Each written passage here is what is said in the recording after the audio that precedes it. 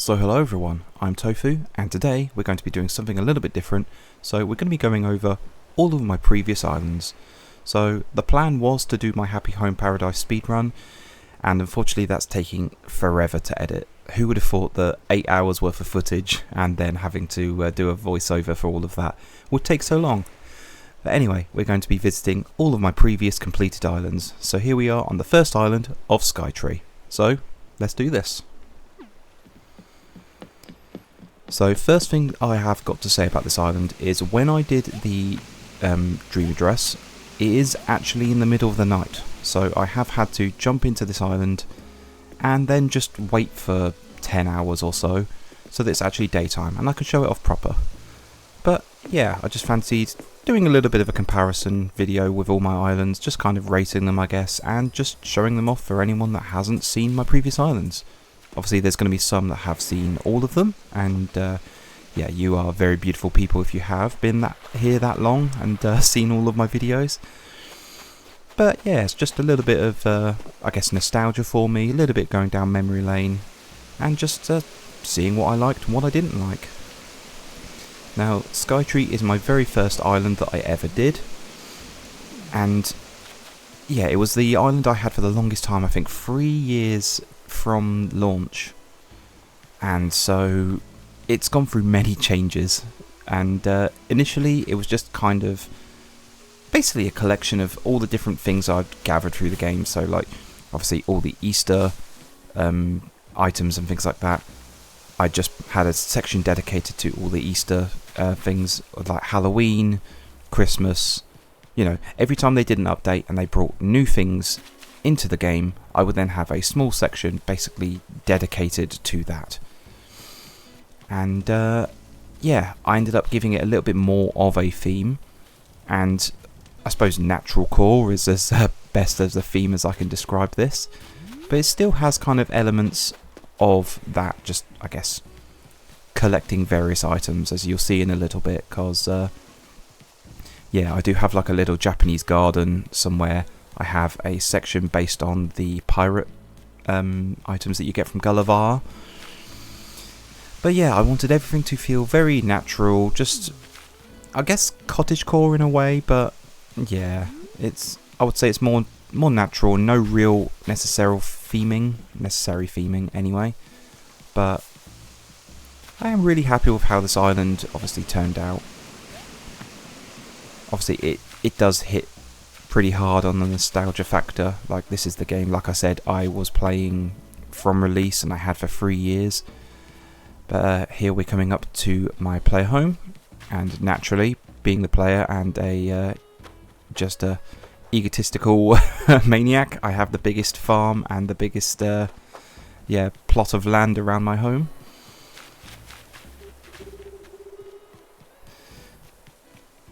Yeah, I did do all the homes on, to be honest, I think every single island that I have designed. But I'm not going to be showing off the villager homes. I'm just literally going to be running around and yeah, just quickly showing off the island. And here's a little section for I guess like a little duck farm for want of a better word. I didn't know how to use the rocky peninsulas, and so I just kind of filled that with ducks. Well, look, here's me from a different universe. He's just going to stare at the wall. And you kind of saw him, but anyway, moving on. Oh, there we go. Doesn't look too different. Just got a beard. Anyway, here we move on to the campground. There was a lot of terraforming in this island, and to be honest, I'm really happy with how it ended up. It did end up, like, because my island was very plain due to the whole just creating sections based on the various events and the items you get for said events. A lot of the island was just flat, and so I had to essentially terraform just from scratch, like completely flatten the island and then terraform everything, which was a challenge because yeah, I didn't have any real plan, but at the same time I wasn't recording the island, I was just doing it for fun, and so it didn't really matter how long it took, and it did take a long time. Here we have Lolly's house, and she is my absolute favourite villager of all time. And she has a little, just front yard with picnic, books and things, a little typewriter so she can overlook my farm and pen any novels. Being obviously normal characters, they do tend to talk about books and things. And right next to her is Mitzi, and they kind of run a little honey stall as well. And this is what I mean about the whole collection things. So here's my Japanese garden, and just has a menagerie of various Japanese themed items. At one point I did have an entire section dedicated to just Asian based clothing, and that was taking up so much island and actually lagging out that island so much that I had to get rid of it. Here is the other character on the island, and they have what is a garden shop, or a I guess garden centre. But yeah, basically they deal with flowers and plants, and that's meant to be the theming of their home. Let me just go down here, and we have our flower garden. So just a little colouring, very similar to what I've done on Utopia, but yeah, I did this all like really early on. To be honest, this is one of the first things I actually built on this island, and then a lot of the things around it just had to be built around it. This way to the left we have the shop, and we have just a very small kind of rest area with a few snacks, a few farmish areas as well. If you go down, we end up going towards Bob's house, so let's just do that. And that is indeed Bob's house, and you've got the little ants, and you can't quite see them in this game. Usually, when you're not in a dream, you would have ants, and they would look like they're escaping out of that ant farm and then going down a little hole. And I really like the illusion. There's plenty of waterfalls, plenty of skipping stones in this island. It all kind of loops back on itself, so this does indeed loop back to the little teddy bear picnic that I showed off very early on. There we go. And then I'm just going to run back and go right instead of going to the left where the shop was. So here we go. And we have Francine's house just to the south of us now, but we have the tailors here. And anyone that has seen my my short trivia videos, this is the island in which I filmed the Bob trivia, because I had Bob on the island, and that was the easiest way to get hold of him. Obviously we have Anchor there just walking around as she does. This is Tangy's home, and this leads up to my collection of various pirate items. So over these stepping stones, I do love a good stepping stone. And here we have Pirate Beach. Basically just a showcase of like the fact that, before I knew Treasure Islands existed, and before I even, how easy they were to access, it's a way of showing off the fact that I had managed to collect all of the pirate items. To be honest, that was just the reason why I had all the collections in the first place. Because, in the very early days, a lot of people did these cataloguing parties. So people would just go around and throwing items on the floor. You would pick them up and then obviously be able to buy them yourself. But I never did that, and I never did any Treasure Island. So everything I did was collected from just my years of playing. This is Francine's house, and she has a very quaint kind of flower garden and just a little section to wash her clothes. Plenty of areas with just like resting areas and chairs just dotted around the river. Lots of waterfalls, lots of skipping stones, such as this. This leads down to a small picnic area where you can play board games. We have the other player character that was on my island. So that is actually Mumsy's character, which I borrowed just so that I could make that second house. We go up onto this raised area, and we have Anchor's home here, through the pergola, and to a bigger picnic area with lots of various food items. And we have Raymond's house just at the top of it, over the land bridge, and yet another flower garden, and this is where Audie would live.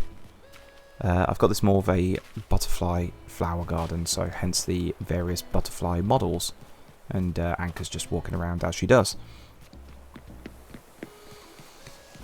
And then the very last thing I've got to show you on this island is down at the bottom, kind of next to the dock if memory serves. And there's Audie running around, fabulous, and Mitzi. Oh, all the cuties are up today. But yeah, right next to the pier, where obviously cabin would be, we have the various Egyptian themed items. So again, when I had the collection of just things, I had a little section dedicated to this, making it look like it was an archaeological dig site, and these are all the different things they've unearthed. And I just really liked that little area, but it didn't fit in this kind of theming, and so I've just ended up throwing it on the beach, kind of near Anchor's home. And to be honest, that is mostly it for my first island. So it's very cottagecore, very natural, I guess normal core, because there's still elements of just showing off all the different items I've collected in various parts. The beaches are very much just underdeveloped. This is about the only one that actually has any decoration, really, and it's a little strawberry farm. And that was right in front of Kabuki's home, and then he's got just a few items like all the surfboards and the little chair so he can overlook the ocean and whatever. And he's very close next to this lavender farm as well. So yeah, that is it as far as Skytree is concerned. It's just a quick overview, like I said, over all the islands. So we'll quickly jump cut to my second island, being Shimizu, and it's a Japanese theme. So see you there. So here we are at the entrance of my second island of Shimizu, and it's Japanese theming. So I wanted it to feel very much like a rural Japanese island, and then half of it kind of be developed, so that you'd almost be going from this like farming section to this well-established town. I don't know if I necessarily nail that aesthetic. I definitely think I do well as far as the rural Japanese. But then the other side, it just feels like it loses its theming a little bit. It looks a little bit more European in my opinion, so I would say it's probably the weakest island that I've ever done. But I still have really fond memories of doing it. And then here we have this, wrong way, beautiful koi pond. I absolutely love this design code, it's so well done. This was the very first thing I ever actually did on this island as well, as far as quote-unquote builds go. And here we just have a little rest area. Obviously to the right is the resident services. This is Renee's home, and this was the very first fake building I ever built. So I wanted it to look like a traditional Japanese home with a little storage area for the various bits of rice and sugarcane. But yeah, again, I have designed all the homes on this island, but I'm not going to be showing them off. They're kind of designed based on the roles that I had given all the villagers in my head. So I think Bo, who lives here, would be a fisherman, hence the various fishing items. And you've got these two mini fishing ponds that he's got in his yard as well. I'm just going to quickly run down here, and we have a little mini shrine. And then to the right, we have a little bit more fishing things, so just incorporating a bit more of a Bo's fishing role. Again, another mini shrine overlooking the absolutely massive lake. And I wanted a massive lake to be a basically the biggest feature of this island. If you look in the map, you can see the lake is pretty huge. And that was for two reasons. I wanted it to just look really picturesque, and two, to stop the game from lagging, because I had real issue with that on Skytree, the first island. And I wanted to try and avoid that, and I knew because I was going to be doing this theming, there's going to be a lot of items dotted around. And yeah, I thought that would be a real issue. But I don't think it's so bad, actually. Here we have a lavender and potato farm right next to a little section for pigs. And I really like the use of money boxes as the pigs. I think it was just a really cute idea. I'm sure that someone else had that idea before me, but at the time I thought I was really, really clever for doing it. Here we have the shop, very just standard, it's natural. You've got a little tomato farm, and obviously right next to the potato farm and the pigs as well. We've got the beautiful boy Sasha just walking around. In my headcanon on this island, he is in a relationship with Ruby, who lives in this home here next to the carrot patch. And there is a little mine here as well, but I just kind of glossed over that very quickly. And this is the section that I wanted it to feel very, like, developed. So there's meant to be lots of little Japanese themed homes. So things like this. And I wanted it to try and make it seem very traditional. And yeah, I thought at the time I did pretty well. To be honest, I really like the fake buildings. I really like what I've done. I just think the coding that I've used on the floor, whilst it's a really nice pattern, it just gives me the feeling of like Mediterranean city, something like that. This is about the only beach I have decorated on this island, so yeah, it's a small volleyball, I guess, court, for want of a better word. It's just a net and the balls. You've seen Renee and Stella walking around, both good girls. Small vending machine area, just because obviously Japan, they do love a vending machine. We have Petrie here, and she owns this, I guess, botanist laboratory, for want of a better word. That is what a home has been designed to look like. And then there's just all these different flower stalls and things. Another little traditional, I guess, house. I'll say warehouse for want of a better word. But various flowers and gardening equipment and all that sorts of things dotted around here. We have Tofu number 2 in his bomber jacket. And he was right next to this little beach or peninsula shrine. And we have Kid Cat also walking around. If memory serves, this beach also has a little strawberry patch because I was uncreative and couldn't think of anything to do. And Bo was clearly checking it out. Before I run up these stairs, I'm just going to quickly run off to the left. And if Kid Cat gets out of my way, oh, it was a bush, but never mind. We have the tailor's shop, and they're right next to this traditional Japanese garden. So I love this bridge, and I really just love the idea of having this small Japanese garden to walk through. It's pretty basic in its design, but I think it looks pretty good. And obviously just a nice patch of green when you've got all of this road coding down as well. It's very eye-pleasing. We've got Chief here, who is also a fisherman, much like Bo, but he mostly deals with the the lake here, so hence this little fishing dock. And now we're going to go up the stairs and yeah, just see more of the developed part of the city before we go through a bit of a tunnel which takes us back to a rural section. So we do have another home here, which you can't really see properly. You can see better from down there. And we've got Kid Cat and Marshall. I think this actually might be Sasha's home. I'm just going to double check that. It is Sasha's home. Okay. So it's Sasha and Marshall even. Right next to this little bath. You've got this mini, I guess, roundabout. Very square, but, you know, it works. And more traditional homes right next to this castle-like motif. It's basically, this is the tunnel that I mentioned. So you'd walk through here and then it goes back into the rural section. But this is just more of the home that you can see from below, next to another koi pond and a small garden. And I wanted this area just to feel like it's starting to, yeah, feel a bit more rural, like I've said. And you've got the little ancient ruin, like something was here, and it's just kind of crumbled away from misuse. This is my player home. So I have my own little tomato farm, and it's very basic, but I wanted it to be on its own mini little river. And I didn't really want to do much as far as the terraforming for this section. I still wanted the river surrounding. There was a mini island there before I did the massive lake, and so that's where I decided to put my player home. And here we have, I believe this is Kid Cat's home. So lots of plants dotted around, lots of greenery. The path goes from that road coding to just the generic dirt path with little bits of moss. A mini rice field, archaeological dig right next to the museum, which I was really happy with at the time. And you still have access to the secret beach, where there's a little ladder down there which is kind of hidden away. Another mini Japanese garden right next to Kitty's home. And in my headcanon for this island, she is the maiden of the shrine.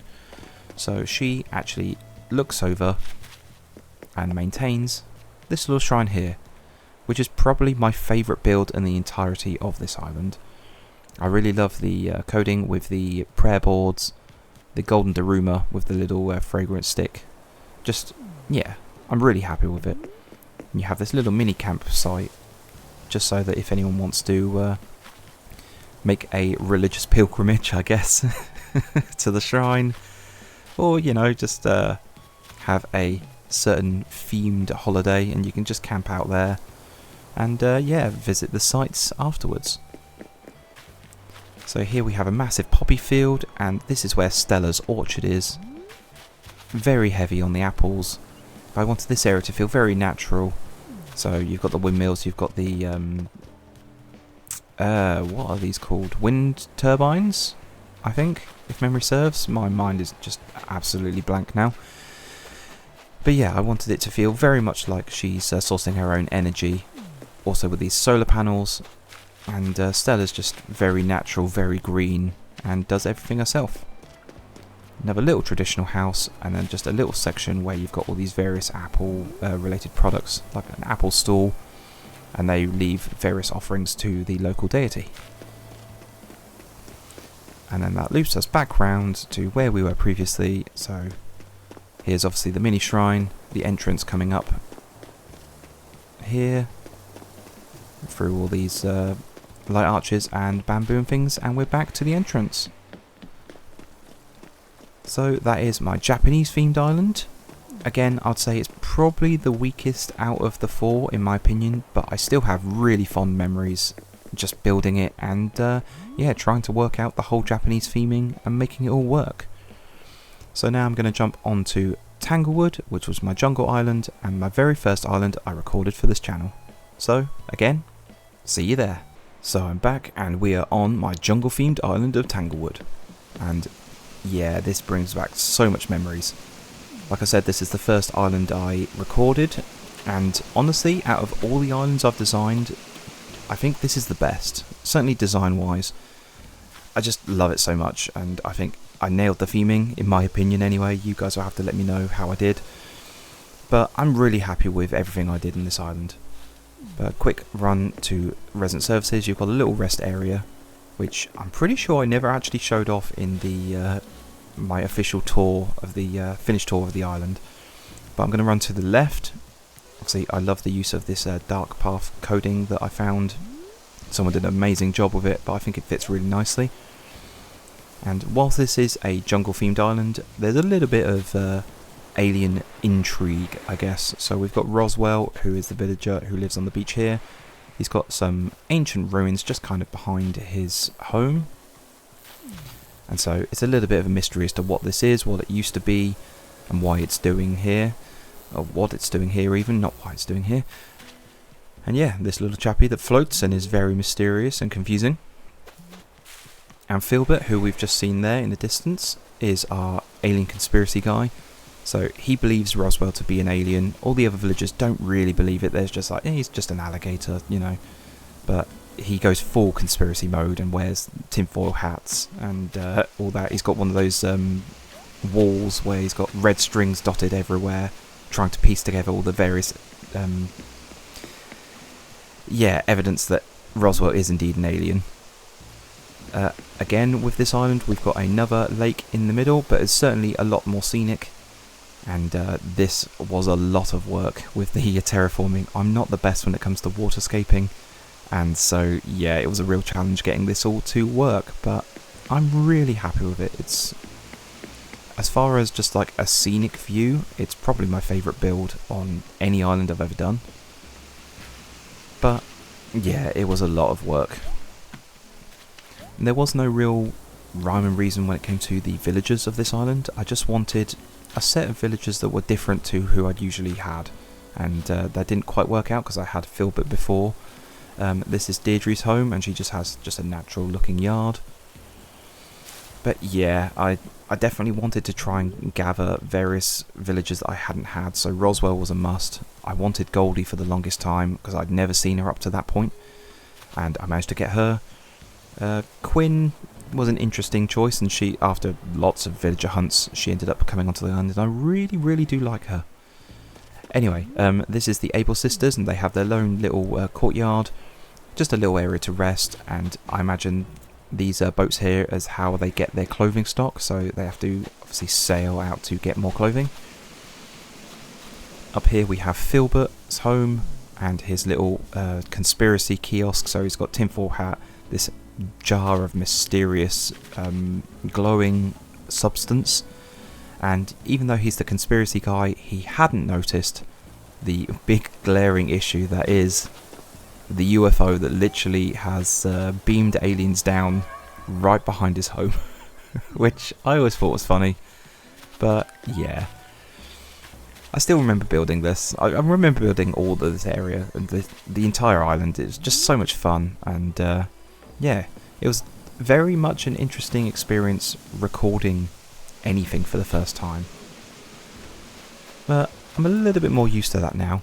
Oh, here we in fact have the resident alien guy, my boy Roswell. I've got so many of my favourites on this island, so I think Roswell and Filbert are in my top 5. Here, I don't remember who lives here. Who is this? It's Wendy, okay. Because it was Freya for the longest time, and I had Freya in New Leaf, and then, yeah, she was a bit of a settle, and I was looking for Wendy, and I ended up... did I find Wendy, or did I scan her in? I think I ended up doing a bingo, and like a villager hunt bingo, and I knocked it out of the park, and so I rewarded myself with scanning Wendy's amiibo card, if memory serves. Here we have Bree, and she's gorgeous, and I didn't really like a lot of the mice, but yeah, Petrie and Bree have definitely sold me on the fact. This is Coco's home, and again I thought the placement of Coco was pretty funny, because you'd have Filbert, who's obviously again conspiracy guy, and he's going off on Roswell being an alien, and he's not paying attention to the things behind him or nearby him, so he's got this living, walking, breathing statue girl in Coco, and he's not paying any heed to that. He's just, yeah, so deep in this alien conspiracy that he's lost all senses around him. We have the player home to the right, and Quinn right next to my home. I'm pretty sure we saw the Tofu in his space parka walking around near the shop, so let's go say hello. And here we have the shop, and I wanted this area to feel like Timmy and Tommy have kind of bulldozed a little bit of the jungle. So you've got the few chopped down trees, you've got the bulldozer, various tools dotted around, and here is the original Tofu, and there he is. Subscribe, everyone. But as you can see, I don't really change a lot of the features on my characters, generally the same. This area is just a little section for boating, so you can hire it from the Nook's Cranny, and here we have a section just for turtles. So a little conservation area. I really like this little turtle code. It was cute, and just another way to use up this rocky peninsula, which I had no idea what to do for. So up here we have a small garden and like farm section for what is going to be the Nook's Cranny produce and the various things they sell. And that just leads us to this mini jungle roundabout, which takes us to either Bree's home on the right hand side here.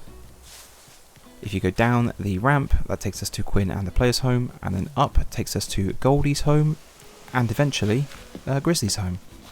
So this is Goldie's home, and it's just a very cute little garden, overrun farm area, which I think is just very fitting for this whole jungle island. Everything's very wild, very rough. And we have Grizzly, our lumberjack king. Ah, so good. And then we head off to the right. We have our secret beach just down there. So I haven't really decorated it. I've just plonked down a few of the ruined items, so the arch and a pillar. And then we have the museum to the right. And there are technically two ways to go. So you have the somewhat scenic route with stepping stones, because of course. And these stepping stones actually jump over the lake. And you can see the waterfall and the little Moe statue. Or you could go the slightly easier way, which would be around here, and just has some light arches and takes you to the museum and then a small rest area. I love how green, I love how overgrown this island is. I absolutely love it. Like I said, it's my favourite island as far as design wise. And here was the campsite and our little bridge just in front of it, very scenic.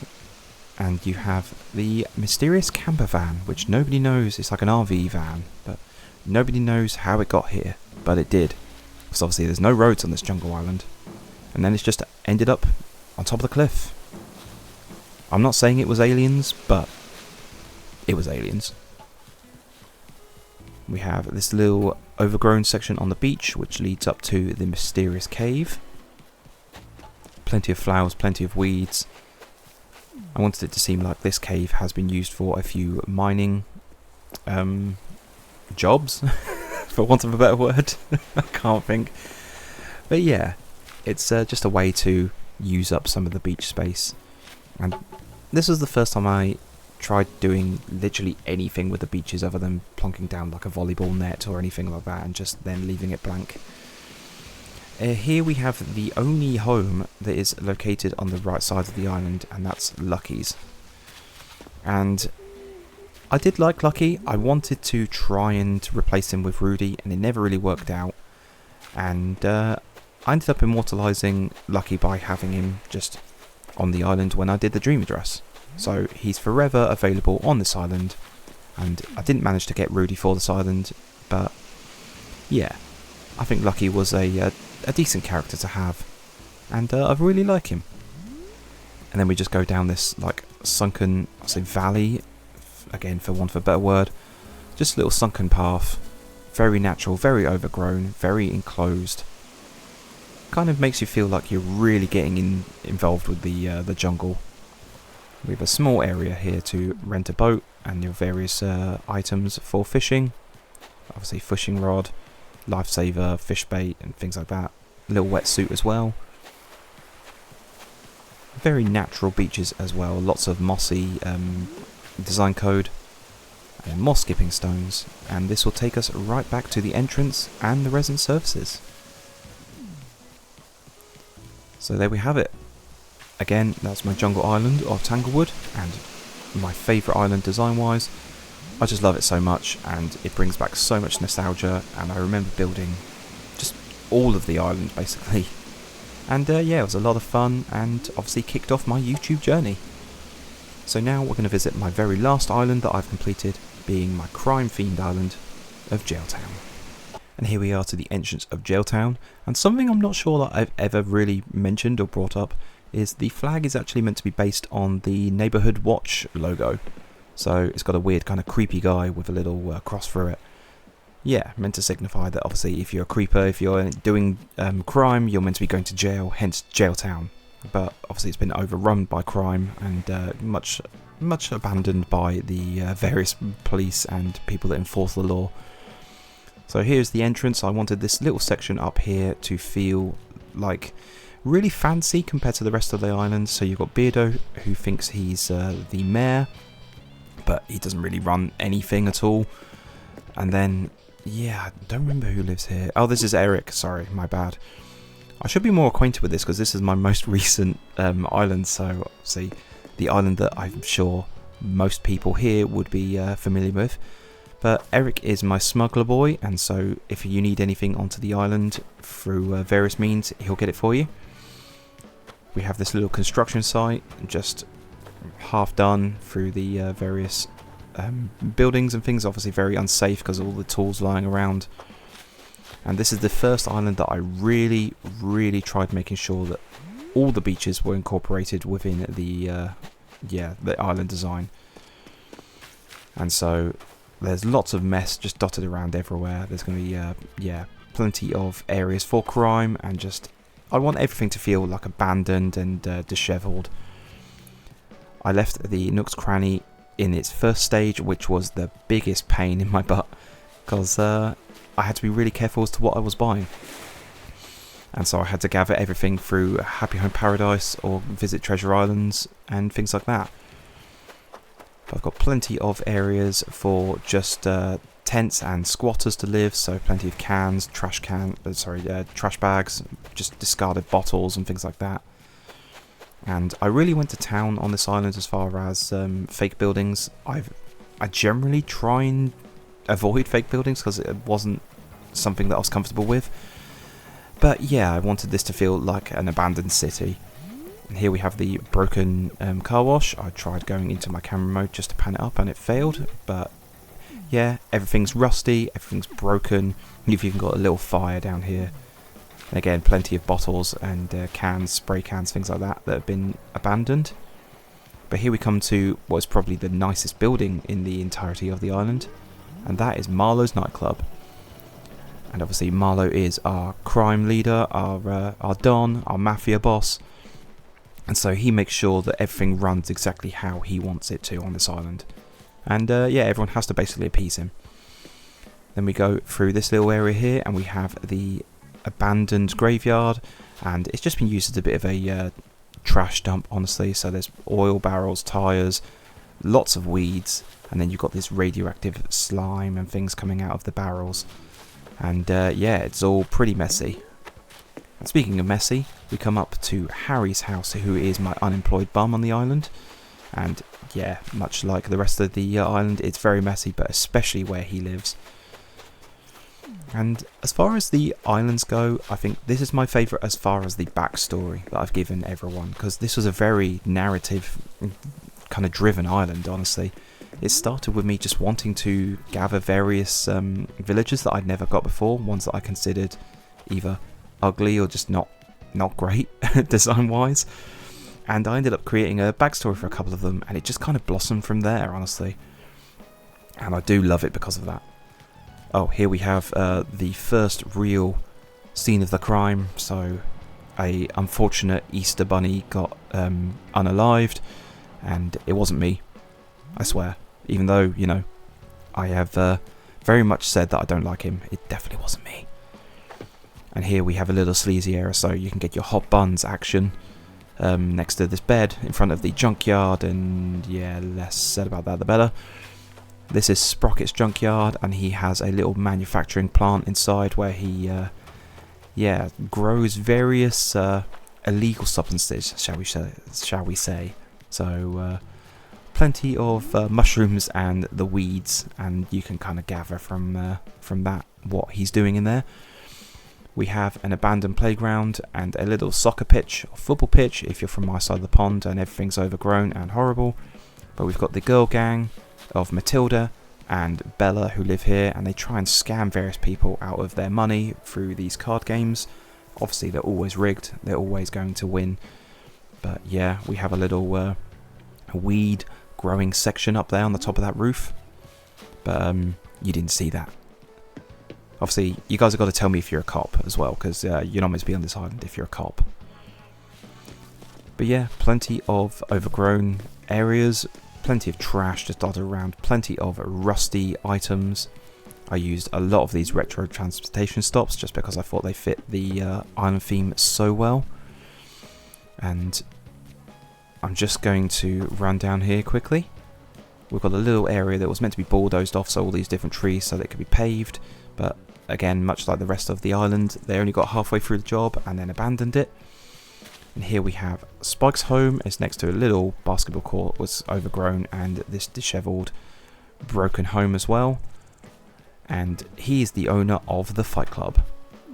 So there's a little boxing ring where people can think they're tough, obviously battle it out for either pride or prize money.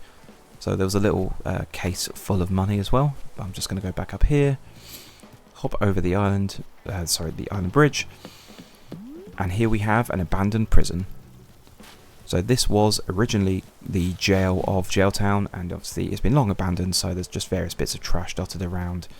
And yeah, obviously no crime gets prevented here nowadays, so there's no need for the jail.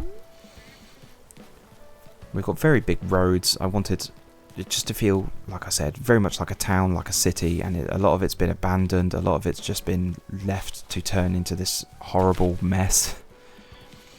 We have another squatters camp right next to the campgrounds, just to make it feel like there's plenty of people living here. And yeah, just trying to make their way in any way, shape or form that they can. We have Bella and Harry have been walking around what is the pawn shop here. So just an excuse to gather lots of trash around, and yeah, obviously if you manage to pickpocket or steal things from someone's home, then you can sell it to the pawn shop. They don't question anything, they just give you a somewhat decent price and you can go about your business. Another little toxic waste dump, and all these glowing moss plants growing because of the radioactive slime, and plenty of just horrible weeds and flowers and trash on the beaches here. And we're going to run up here, and before we go up the rest of the beach, we have more of this fake building, and this is where the Able Sisters is. So we've got a few homes here. I wanted it to make it feel like this is a house and this is a house. They've got their own little areas on top, which they've obviously fenced off. Another crime's happened here, so another person, unfortunate soul, has been unalived with what I assume is the murder weapon. Yep, poor soul. And the Able Sisters, which is one of the nicest buildings obviously on this island. It's a shame you can't, you know, change the themes of the buildings to match your island, but there we go. That was just a small thing that I wish they brought back from New Leaf. So we're going to go back up off this beach here, and there's plenty of just wreckage and trash strewn around, but it does actually get to a nice area which leads up to the museum here. But just before we do that, we have this little area, and Marlowe has made someone disappear. So obviously you didn't see that, don't ask questions. But we go up here, and I wanted this area because this is where the Marlowe and his girlfriend Monique live. I wanted it to feel really fancy, really just high class. And here we have the Tofu of this island. And this was the first time I ever really tried changing my design properly. Even then I've still got the same hair, but the monocle and the moustache are different, so that's a thing. Here just above the abandoned jail we have Raddle's house, and he is the suspicious doctor type, and he does various experiments and manufactures things. If you need something from Raddle, he'll get it for you, no questions asked. Here is in fact where Marlowe and Monique both live, and again it just goes with that whole fancy area of the island. And we're coming up lastly to the player home, obviously being Tofu. We have this small Japanese garden and little rest area. This is where I imagine Monique just comes and spends the majority of her time on the island, because frankly the rest of the island is a mess and who would want to visit that. And yeah, I've got it in my head canon that the Tofu on this island is kind of like Raddle, and he helps just fulfill certain orders. So he's got a poppy field for the opium, sugarcane, so he uses that for his various liquor manufacture. And yeah, and then obviously we have the access to the secret beach where you get red, and obviously you smuggle your various fake art or anything else that you need. And I imagine that Eric also uses that as his method of getting things onto the island when you need them smuggled in. So guys, not only is that the end of my Crime Island tour, but just the end of this video, and obviously my revisit to all my completed islands on New Horizons. So thank you for indulging me in this little bit of nostalgia for myself, and thank you for being patient with the whole Happy Home Paradise speed run thing that I'm still editing, and I promise it will come out soon. I've just got to get it sorted. It takes a lot of time, and like I said, it was about 8 hours worth of footage, so cutting that down into a just watchable video has been a challenge in itself. But thank you very much for watching if you made it this far into the video. If you enjoyed, please hit like and consider subscribing if you haven't done already. And yeah, hopefully I'll see you in the next video, which will be the Happy Home Paradise. And then we'll also do the villager hunt on Archon CL, looking for the colour of villager that you guys voted for. So hopefully I'll see you there. And until the next video, I want to say thank you very much. And of course, have a good one. Cheers guys. Much love.